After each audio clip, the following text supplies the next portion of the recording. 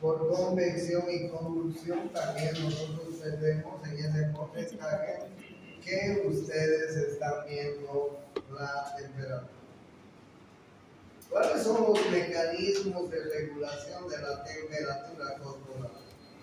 Indudablemente el mecanismo regulador de la temperatura corporal se encuentra en el hipotálamo, ¿no? El hipotálamo, ya saben que es una parte del diencéfalo, es uno de los núcleos del diencéfalo, y muy importante porque además de tener control sobre las glándulas hormonales, el hipotálamo es un centro termorregulador gracias a un núcleo que tenemos que se llama el núcleo preóptico.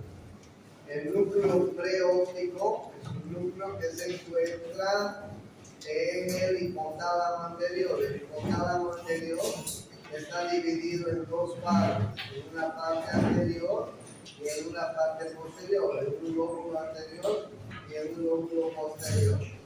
Y en el lóbulo anterior tenemos varios núcleos y entre ellos uno de ellos es el preóptico, que es el encargado de regular la temperatura.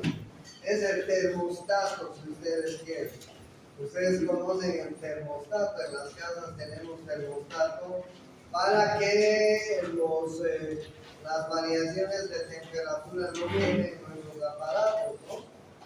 Por ejemplo, nos recomiendan siempre los electricistas que la computadora esté conectada a un termostato para que no se nos queme la computadora, que el televisor principal de la casa tenga su termostato, en fin.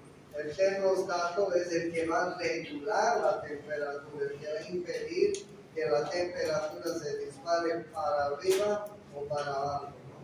Porque ustedes saben que la temperatura, la corriente eléctrica, mejor dicho, por ejemplo en Santa Cruz no es muy estable. El otro día ha habido una tormenta eléctrica que ha quemado muchos aparatos, pero el termostato nos protege.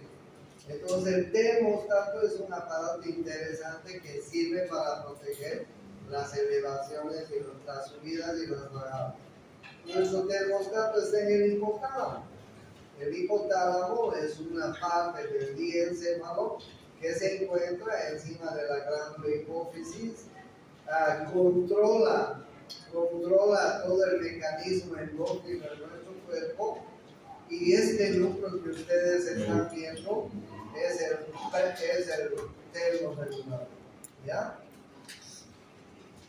Tenemos neuronas sensibles al calor y al frío. Tenemos también receptores en la piel sensibles al calor y al frío. Tenemos receptores corporales profundos al calor y al frío, y estos actúan activados por el frío o el calor, pero tienen conexión nerviosa con el termostato principal, ¿no es cierto? Que es el núcleo preóptico en el hipotálamo anterior, ¿ya? No se olviden eso, es importante. ¿Cuáles son los mecanismos que pueden alterar la temperatura corporal? Los que reducen la temperatura, la vasodilatación, la sudoración, son mecanismos que disminuyen la producción, y otros mecanismos que disminuyen la producción de calor, ¿no es cierto? Y mecanismos que elevan la temperatura, la vasoconstricción cutánea, la piloerección, son mecanismos que aumentan la producción de la temperatura. Entonces tenemos mecanismos que reducen la temperatura, fundamentalmente la vasodilatación y la sudoración, y mecanismos que alteran la temperatura, que elevan la temperatura, como ustedes están viendo en la figura, ¿ya? Entonces el termostato, que está en el núcleo preóptico del hipotálamo, es el que mantiene así, a este nivel. Por eso les hablaba de los termostatos, ¿no? Que deberíamos tener en nuestras casas, en los equipos eléctricos que tenemos, porque si hay una alzada de corriente o un rayo, como el otro día cayó muy cerca de Santa Cruz, estamos fritos, pues se van a quemar nuestros grandes aparatos. En cambio, el termostato mantiene una temperatura de 37.2 aproximadamente, ¿no? Más o menos 0.2, 0.3 grados hacia arriba o hacia abajo. ¿No? Entonces tengan en cuenta esta situación, que importante tiene el hipotálamo y su núcleo preóptico. ¿Ya? ¿Cuáles son los factores que afectan el control nervioso de la temperatura? Tenemos receptores centrales, tenemos mecanismos efectores y tenemos estructuras integradoras que los vamos a ir viendo, que trabajan entre sí a través de un sistema de feedback, de intercomunicación. Están comunicados con los receptores centrales, estos mecanismos efectores y estas estructuras integradoras, pues a través de este sistema de feedback se comunican con el hipotálamo. ¿Qué patogenia tenemos de la fiebre? ¿Qué factores son los que podrían darnos la fiebre? Y nosotros conocemos bien y nos damos cuenta, ¿no? ¿Las infecciones podrían aumentar la fiebre? Por supuesto que sí, ¿no?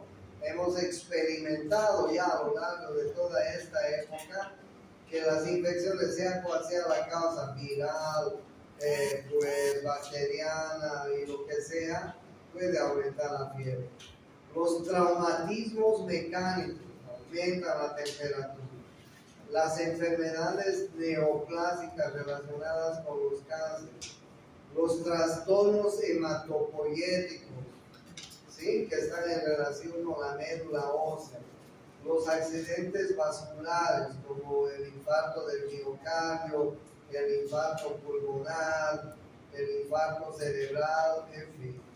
Hay mecanismos inmunitarios también que son los responsables de la fiebre, los trastornos metabólicos agudos y las alteraciones endógenas. Bueno, entonces todos estos que ustedes están viendo son mecanismos que tienen que ver en la patogenia de la fiebre. Entonces, bien, miren ustedes, cualquiera que sea el encargado, el responsable de producir la fiebre, de todos estos que acabo de mencionarles, cualquiera de ellos que sea responsable, pues estos van a crear factores que se llaman pirógenos exógenos. Y estos pirógenos exógenos van a ser los responsables de la estimulación de pirógenos endógenos. Y los pirógenos endógenos están caracterizados por mediadores químicos, como ustedes están viendo. Los pirógenos endógenos se le llama a las prostaglandinas. Los pirógenos endógenos se le llama al aumento de linfocitos, linfocitos B, linfocitos T, polimorfonucleares, fibroblastos, en fin. Porque ustedes saben que las prostaglandinas, que son las responsables sobre todo de un proceso inflamatorio, pues van a gatillar un proceso inflamatorio. Al gatillar un proceso inflamatorio, obviamente que todas estas células se van a poner en movimiento para ir a detener el pirógeno que está produciendo la fiebre. ¿Es así? Entonces, estos pirógenos endógenos que se producen en nuestro organismo van a ser los responsables de avisar de avisar al hipotálamo, al núcleo preóptico del hipotálamo, pues a que ha habido una alteración en nuestro cuerpo y que tiene que aumentar la temperatura. La temperatura, la fiebre, es un medio de aviso en nuestro cuerpo de que algo está pasando mal, de que algo está sucediendo, ¿no? Normalmente no aumentamos la temperatura por sí solo, sin que nada pase. Tiene que estar pasando algo para que la fiebre, para que la temperatura se eleve y se presente fiebre. A los médicos, para los médicos es una herramienta súper buena, porque la fiebre nos pone al tanto de que algo está sucediendo en este paciente, ¿no? Lo primero que además preguntamos cuando tenemos un paciente, ¿no? Dolor, fiebre, pues así, eso es de las cosas más importantes que nos interesan, ¿no? La fiebre. Bueno, entonces no se olviden que hay pirógenos endógenos, como la prostaglandina, que no es el único, ¿no? Por eso es que todos los AINES que conocemos tienen la virtud de ser antiinflamatorios, ¿no es así? Cuando digo antiinflamatorios, son antipiréticos, son analgésicos, ¿no es así? Y una de las características principales de todos los AINES, paracetamol, ibuprofeno, etcétera, también es que son antipiréticos porque están actuando contra las prostaglandinas, que son las que se ven, ¿sí? Pero el pirógeno endógeno no solo está causado por la prostaglandina, hay otros pirógenos endógenos que van a producir alteraciones. La interleuquina, por ejemplo, es uno de los mediadores proinflamatorios de la cual ya les he hablado muchas veces en la inflamación. Y miren ustedes el pirógeno endógeno o interleuquina 1, ¿no? Aumenta la proliferación de células B, linfocitos B, aumenta la producción de anticuerpos. Los linfocitos B son los que van a producir anticuerpos, activa las células, los linfocitos T helper. Los linfocitos T helper son los que se van a unir a los microorganismos, sobre todo virus, y los que van a pedir ayuda al resto del sistema inmune, ¿no?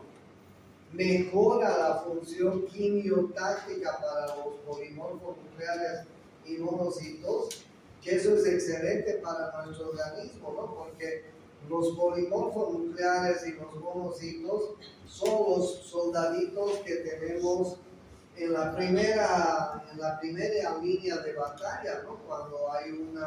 Cuando alguien ingresa a nuestro cuerpo. Entonces, los primeros soldaditos que van a combatir contra ese enemigo son los polimorfos nucleares y los monocitos. Y a estos les van a inducir los mediadores proinflamatorios, los mediadores de la fiebre, los mediadores del dolor que hemos estado viendo.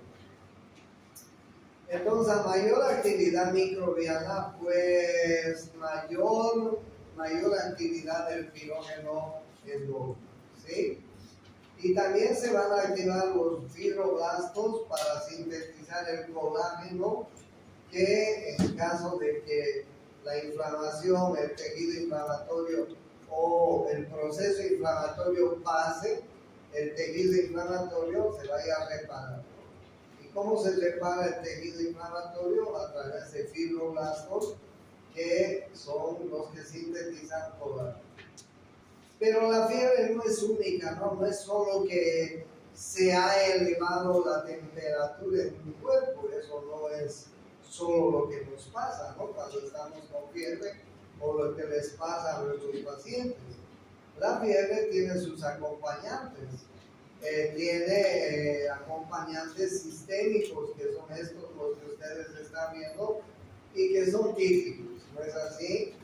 Una infección viral, una infección bacteriana, una infección por cualquier microorganismo, además produce todos estos problemas que ustedes están viendo, ¿no? Escalofríos, el herpes labial, que es tan importante, ¿no? Esas aftas y herpes labiales que tienen los niños después de un proceso febril, ¿no? ¿Por qué tienen los niños después de un proceso febril? Porque les baja la inmunidad y les sale estas pequeñas lesiones en la cavidad bucal. Bueno, pero puede haber además delirio, puede haber convulsiones. Uno de los problemas de la fiebre alta es la convulsión, ¿no es así? Entonces es muy importante que ustedes sean los que recomienden cuando tienen un paciente con fiebre, pues que bajen la fiebre como sea, ¿no? Y alguna vez la gente es cómoda, ¿no? Nos llama por teléfono y les dice, te cuento que mi hijo, mi hija está con fiebre muy alta, ¿qué hago? Bájale la fiebre, ¿no? Bájale la fiebre, métele a la ducha, dale un baño, ponle paños de agua fría, en fin. Hay muchos medios físicos para bajar la fiebre, pero sobre todo hay fármacos que bajan la fiebre, ¿no? Entonces, lo que tenemos que evitar los médicos es que un paciente llegue a la convulsión. Es muy frecuente en los niños las convulsiones por fiebre.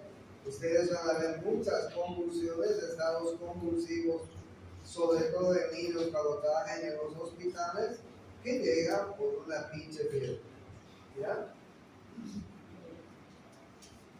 Los síndromes febriles que pueden haber a consecuencia del aumento de la temperatura son todos estos que ustedes conocen, ¿no?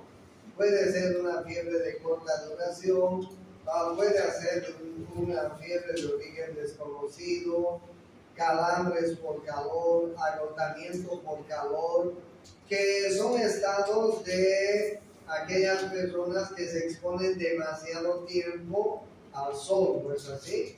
Esas personas que van a la piscina en el verano y están todo el día recostadas, o se van a la playa y están todo el día en la playa con el sol muy fuerte, bronceándose entre comillas, pues pueden ser personas que tengan un agotamiento del calor, lesión por calor, calambres por calor, y golpes por calor también, ¿no es cierto? Porque cuando estamos expuestos al calor, vamos a ir evaporando el agua. Vamos a ir evaporando el agua de nuestro cuerpo, pero además vamos a perder electrolitos. Pero no solamente sodio y cloro, ¿no? Vamos a perder muchos otros electrolitos como el calcio, como el magnesio, que son los responsables de finalmente producir calambres, ¿sí? El magnesio se pierde mucho con estos problemas del golpe del calor, lesión por calor, agotamiento por calor, ¿sí? Calambres de calor. No solamente perdemos agua, perdemos cloro, sodio, potasio y magnesio. El magnesio es muy importante y no perdemos. Por eso es que cuando ustedes tengan pacientes que tienen muchos calambres, piensen en dar algún medicamento que además de potasio tenga magnesio. El potasio es fácil de restituirlo. Tenemos la banana aquí, el plátano en varias modalidades en Santa Cruz. Tenemos el plátano grande y tenemos el plátano pequeñito, el guineo. Y esos son ricos en potasio. Podríamos reponer el potasio. Un paciente que tiene hipertensión, que toma diuréticos, necesita reponer el potasio. Denle plátano. ¿Okay? y dele guineo, que tome 2, 3, 4 veces guineo al día y va a dormir tranquilo. Pero un paciente que además tiene calambres, hay que reponer el magnesio. ¿Okay? Entonces, si viene un paciente al hospital que nos ha dado la historia de que se ha metido todo el día en la playa, en la piscina, estaba soleándose, bronceándose, etcétera, se ha evaporado el agua de su cuerpo. Ese paciente está deshidratado, hay que hidratarlo, hay que darle sodio, cloro, potasio y magnesio fundamentalmente. ¿Verdad? Bueno, hay síndromes neuroepilépticos malignos que son por alguna lesión en el sistema nervioso central. Hay hipertermias malignas que son por alguna lesión en el sistema nervioso central. Imagínense un paciente con un ABC, con una hemorragia cerebral, o ha habido algún vaso que se ha roto, ha hecho una gran hemorragia. Ese paciente va a tener una lesión neurológica importante, o un paciente que tiene un tumor cerebral, o un paciente que tiene una infección, una meningitis, por ejemplo, una encefalitis, por ejemplo, pues va a tener hipertermia maligna, síndrome neuroléptico maligno, en fin. O sea, siempre hay algo en el sistema nervioso que puede producir estos cuadros. La fiebre puede producirse por causas no infecciosas. Sí, acabo de decirles, ¿no? El golpe del calor, el síndrome neuroléptico maligno, la hipertermia maligna que se produce en algunos estados avanzados de cáncer y metastasis, pero también podría darse en reacciones transfusionales, en accidentes vasculares cerebrales, en supresión alcohólica en los alcohólicos, alergias a las drogas, hipertiroidismo, feocromocitoma, vasculitis, artritis, drogas, etc. Miren ustedes la cantidad de causas no infecciosas, ¿no? Entonces, tengan siempre la buena virtud de no pensar en algo infeccioso. ¿Podría haber alguna cosa no infecciosa que esté produciendo fiebre en nuestro paciente? Claro que sí. Ahí están viendo ustedes todos los cuadros que podrían producir fiebre. ¿Okay? ¿Cuál es la fiebre de corta duración? La fiebre de corta duración es una fiebre de inicio repentino. Miren ustedes la temperatura, que sube mucho, pueden tener o no escalofríos, hay síntomas en las vías respiratorias altas, pueden tener mioartralgias, fotofobias, náuseas, vómitos, diarreas, en fin. Las fiebres de corta duración pueden estar causadas, por ejemplo, por la cistitis, síndromes urinarios bajos, podrían estar causadas por las linfadenitis, esplenomegalia, por ejemplo, podrían estar causadas por síndromes meningios, podrían estar causadas por cuadros que tengan leucocitosis elevadas o leucopenia. Últimamente hemos estado con el dengue, ¿no? Y el dengue producía leucopenia muy importante, por debajo de 4.000 glóbulos blancos. Los niños al tercer, cuarto día, el primer día hacían leucocitosis, el tercer, cuarto día hacían leucopenia, por debajo de 4.000. Pero al fin y al cabo, pues había fiebre en esos niños, era muy característico de los niños con dengue. Interesante. Bueno, y hemos visto últimamente muchos cuadros virales donde hemos visto fiebres de corta duración, ¿no? Pueden haber fiebres de origen desconocido, Ahí ustedes tienen una serie de enfermedades que están produciendo fiebre.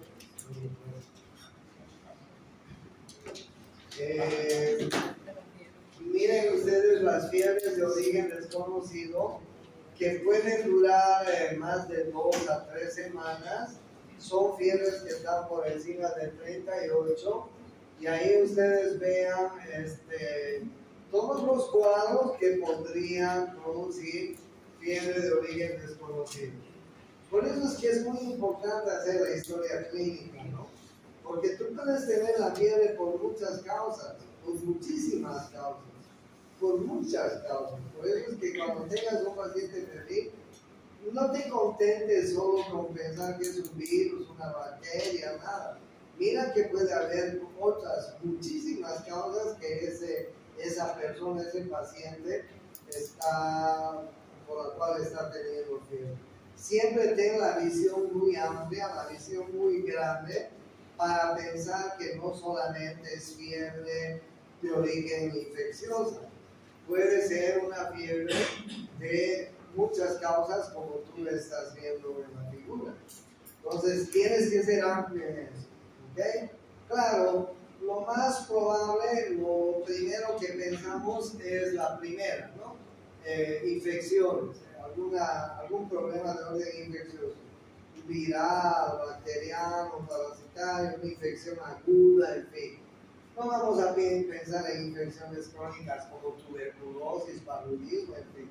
Pero sí, ¿no? Miren ustedes la cantidad de fiebres. El paludismo es una enfermedad muy frecuente que produce fiebres también muy altas, ¿no? Y además endémico. No en la ciudad, pero sí en el bosque, sí en la selva, en Santa Cruz, en Beni, en el Pango. El paludismo es muy frecuente. ¿Qué produce el paludismo a propósito? ¿Se acuerdan o no? A ver, no se van a olvidar, les voy a decir un chiste. ¿Cuál es la diferencia entre paludismo y SIDA? El paludismo es producido por el anófeles, el SIDA por el anófelis. Para que no se olviden del mosquito que produce el paludismo, ¿okay? Es producida por un paludismo, es muy frecuente, es diferente de la Aedes aegypti, ¿no? Que produce las otras enfermedades que conocen. El anófeles es el que produce el paludismo, ¿ya? Bueno, ahí ustedes tienen entonces muchos otros. Síntomas de extrema hipertermia. Hipertermia maligna puede ser producida por ejemplo, medicamentos, como ustedes están viendo en la primera columna, que son medicamentos preanestésicos y anestésicos que utilizan los anestesiólogos, ¿ya? Incrementan la producción del calor estos medicamentos, ¿ya? Una hipertermia. El síndrome neuroléptico maligno puede estar producido por neurolépticos que aumentan la producción de calor y bloquean los receptores de dopamina. Hay unos neurolépticos que ustedes están viendo al final y otros más que podrían producir un síndrome neuroléptico maligno, ¿ya? La hipertermia podría también ser producida por el golpe de calor, sobre todo en pacientes que están usando diuréticos, algún tricíclico, en fin, que disminuyen la pérdida del calor. Como si estás usando medicamentos y vas y te expones en la playa, en la piscina, etc., vas a tener aún mayor golpe de calor, ¿ya? ¿Cuál es la la importancia de la piel, los beneficios, pues ya les he dicho, ¿no? Son beneficiosos para los médicos porque nos va a alterar, nos va a más bien poner en alerta, alertar de que algo está pasando en un paciente. En algunas enfermedades la piroterapia se utilizaba todavía como ustedes están viendo. Pero la otra cosa es que la fiebre aumenta los mediadores de la inflamación, como les he dicho a un comienzo, y estos mediadores de la inflamación, porque la fiebre es un componente de la inflamación, ¿es así? Acuérdense los signos cardinales de la inflamación: el dolor, fiebre, edema, impotencia funcional, etcétera, ¿no? Entonces, todos estos mediadores de la inflamación aumentan la fagocitosis y quimiotaxis en los polimorfos nucleares. Y son perjudiciales por todas estas razones que les estoy exponiendo. Acelera procesos metabólicos, el desgaste muscular, pérdida ponderal, desequilibrio hidroelectrolítico severo, precipita crisis convulsivas, etc. ¿Ya? Y la orientación terapéutica, ustedes ya tienen que saber bien. Antipiréticos son importantes, aunque podrían enmascararnos las enfermedades infecciosas. ¿No es así? En general, los aires podrían enmascararnos. ¿Por qué no le damos a un niño de 10, 12 años que tiene un dolor intenso en la fosa ilíaca derecha un analgésico o un antipirético? Imagínense un chiquillo, un chango de 12 años que viene en la fosa ilíaca, o una jovencita que tiene dolor intenso en la fosa ilíaca derecha. Si tú le das el analgésico o el antipirético, le vas a calmar el dolor, le vas a calmar la enfermedad, el dolor y la inflamación y la piel. Pero imagínense si es una apendicitis.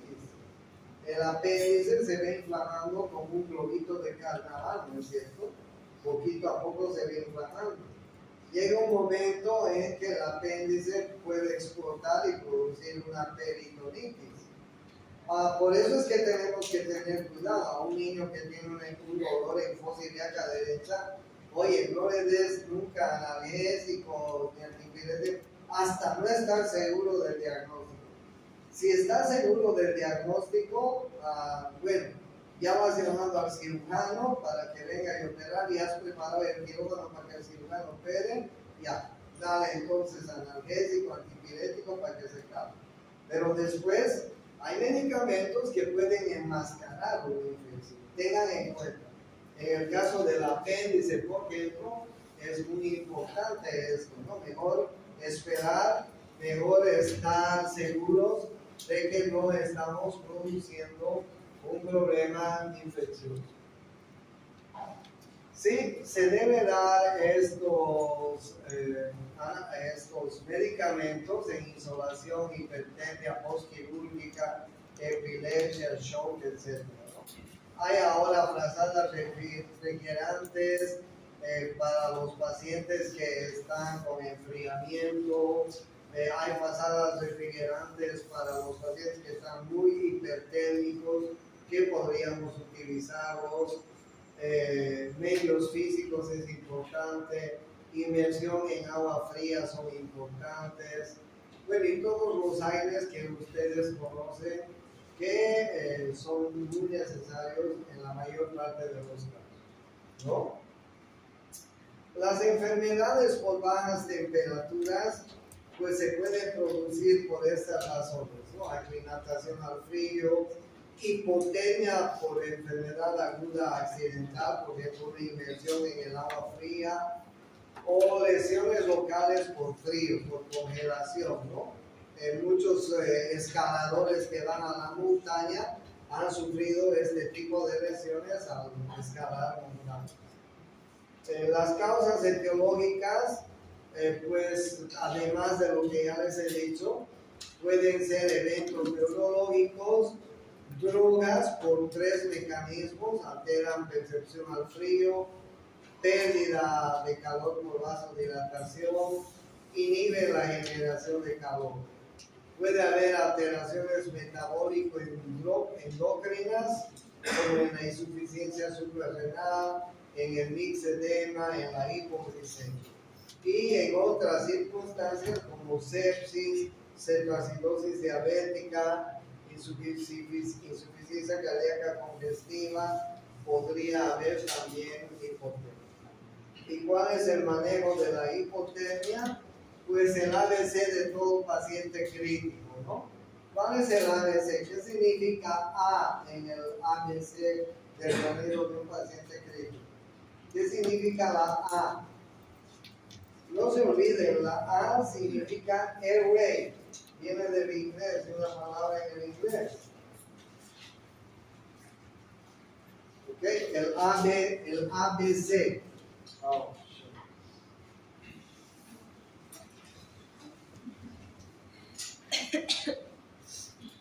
El A significa airway. El B significa breathing. El C significa cardiocirculatorio.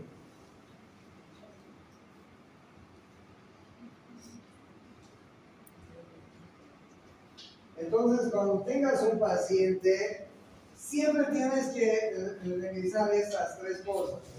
Si es un politraumatismo, tienes que además aumentar el D y el E. En algún momento les diré. Pero, ¿qué es el ABC? La vía aérea, ¿no? Es decir, oye, ¿no se le ha metido su lengua ahí atrás? ¿No tiene una dentadura postiza que le está atracando, que está obstruyendo la vía aérea? Entonces, lo primero que hay que hacer es revisar vía aérea, ¿sí? Para revisar la vía aérea, podemos con mucho cuidado hiperflexionar el cuello, abrir la boca y ver si no hay nada, ¿no? Y B es respiración. Tenemos que asegurarnos que ese paciente esté respirando. Y si no está respirando, tenemos que asistir, ¿no es así? Y C es cardiocirculación, es decir, tenemos que verificar si ese paciente tiene pulso, ¿sí? Es decir, tiene pulso, tiene frecuencia cardíaca. Si no tiene pulso, si no tiene frecuencia cardíaca, si no está respirando, hay que hacerle masaje para poder resucitar al paciente, ¿no? Bien, hasta aquí es la primera parte. Hemos terminado la primera parte. El jueves voy a empezar a llevar la segunda parte. El próximo lunes es feriado y el siguiente jueves damos examen de toda la primera parte. ¿Okay? Ya vuestra compañera les dijo en el WhatsApp cuáles son los temas. Nos vamos a guiar por lo que hemos avanzado en la teoría y por el texto oficial de la materia que está en el DVD de todos los días. ¿Ok?